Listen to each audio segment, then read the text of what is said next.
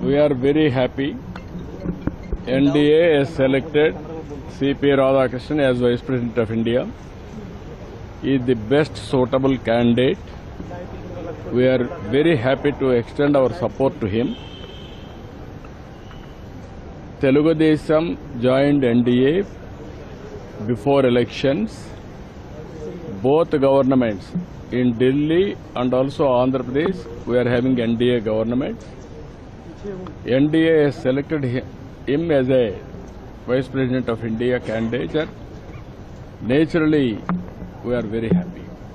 Apart from that, he is a gentleman. He is also very, very patriotic.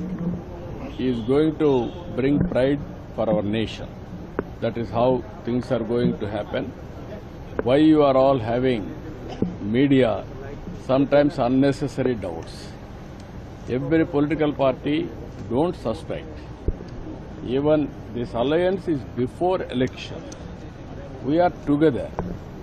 Even Telugu pride, all these things, it won't happen here. Even sometimes we supported even long back P.V. Narasimha Rao, Telugu man as MP. He became Prime Minister, we supported him as MP. That is a different issue. Here, we are in alliance. How can you expect that we can support other candidates?